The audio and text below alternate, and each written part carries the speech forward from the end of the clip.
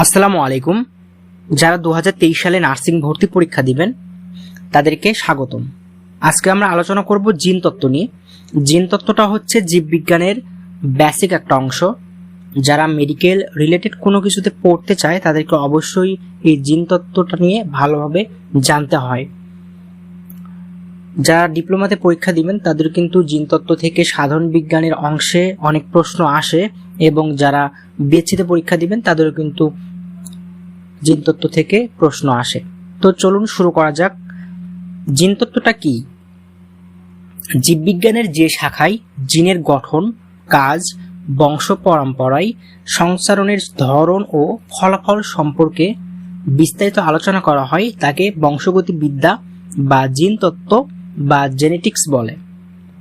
সহজভাবে বলতে গেলে প্রাণী জগতের উৎপত্তি ও বংশ সম্বন্ধীয় বিদ্যাকে বংশগতিবিদ্যা বা জিন তত্ত্ব বা জেনেটিক্স বলে। এই যে বংশগতিবিদ্যা বা জিন তত্ত্ব বা জেনেটিক্স, এই তিনটা শব্দের কিন্তু অর্থ একই। তো হচ্ছে যারা পরীক্ষার ভিতর কনফিউশন হওয়ার কোনো দরকার নেই, কারণ যদি পরীক্ষাতে এই তিনটার অপশনের ভিতর একটা অপশন আসে সেটা কিন্তু আপনারা দিয়ে দিবেন। বংশগতিবিদ্যা, জিন তত্ত্ব বা জেনেটিক্স, এই তিনটা শব্দের অর্থ একই।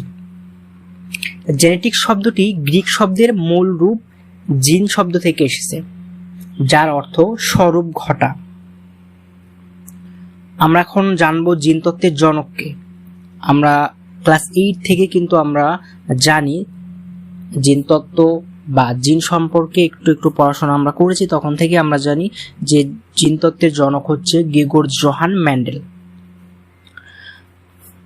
তিনি হচ্ছে অস্ট্রিয়াবাসী একজন ধর্মযাজক ছিলেন।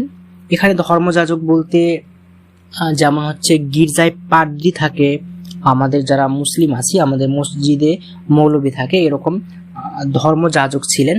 তিনি দীর্ঘদিন মটরশুঁটি গাছ নিয়ে গবেষণা করে বংশগতির তথা জিনতত্ত্বের যুগান্তরকারী 2টি সূত্র প্রদান করেন, যা বর্তমানে জিনতত্ত্বের ভিত্তিতে জিনতত্ত্ব ভিত্তি হিসাবে কাজ করে।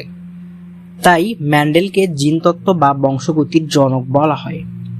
তাহলে আমরা সরাসরি যেটা বলবো সেটা হলো জিনতত্ত্বের জনক হচ্ছে গ্রেগর জোহান মেন্ডেল। মেন্ডেলিজম কি? অস্ট্রিয়াবাসী ধর্মযাজক গ্রেগর জোহান মেন্ডেল দীর্ঘ 7 বছর বিভিন্ন মটরশুঁটির গাছের ওপর নানা পরীক্ষা নিরীক্ষা করে বংশগতি বিষয়ক যে 2টি সূত্র প্রদান করে সেটাই হচ্ছে মেন্ডেলিজম।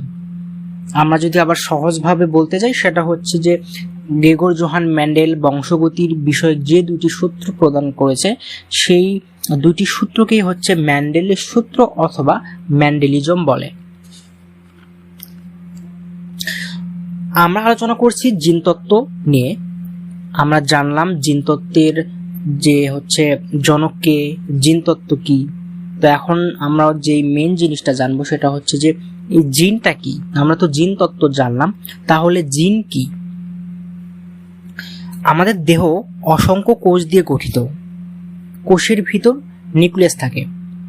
এই নিউক্লিয়াসে আমরা তন্তু সুতার মতো যেই একটা বস্তু দেখতে পাই সেটাকে আমরা হচ্ছে কি বলি? ক্রোমোসোম। প্রত্যেকটা chromosome nucleic acid, DNA, RNA এবং হিস্টোন ও নন হিস্টোন প্রোটিন দ্বারা গঠিত। তাহলে আমরা এখানে কি পেলাম? যে আমরা তো সবাই হচ্ছে নিউক্লিয়াসটা চিনি। ক্লাস 8 থেকে নিউক্লিয়াস সম্পর্কে হচ্ছে আমরা একটু একটু পড়ে এসেছি, এবং অনেক সময় কিন্তু আমরা হচ্ছে নিউক্লিয়াসের যে ফিগারটা আমরা কিন্তু এঁকেছি।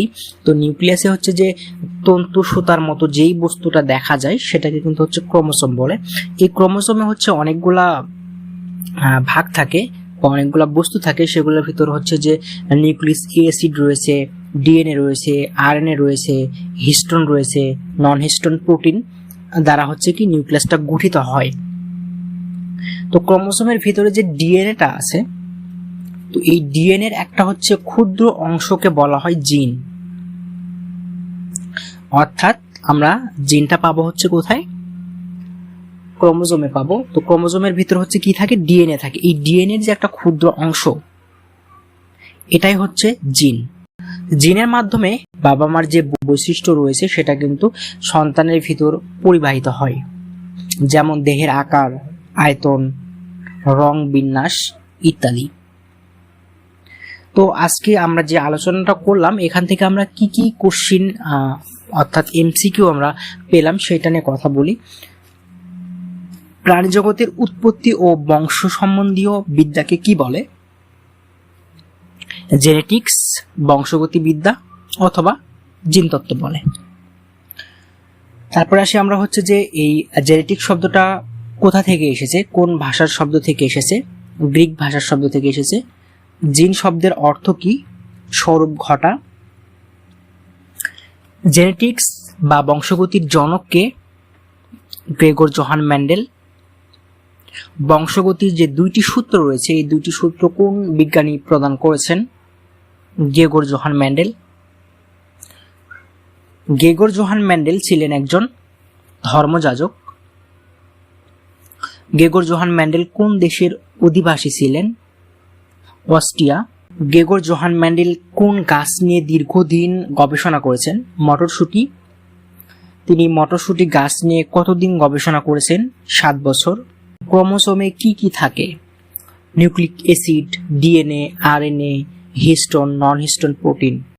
আর যে ডিএনএর যে ক্ষুদ্র অংশ তাকে কি বলে? জিন বলে। বাবা মার যে বৈশিষ্ট্য রয়েছে সেগুলো হচ্ছে কিসের মাধ্যমে সন্তানের মধ্যে পরিবাহিত হয়?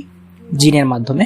তো এই ছিল হচ্ছে আজকের ক্লাস, এবং আপনারা এখন দেখতে পাচ্ছেন যে এখানে কিছু বাড়ির কাজ দেওয়া আছে। আপনারা এগুলা অবশ্যই করবেন, করার পরে আমাদের যে ফেসবুক গ্রুপ রয়েছে সেখানে আপনারা পোস্ট করে দিবেন, এবং আমরা পরবর্তীতে আপনার পোস্টটি দেখে আপনাকে মার্ক দিব কমেন্ট বক্সে।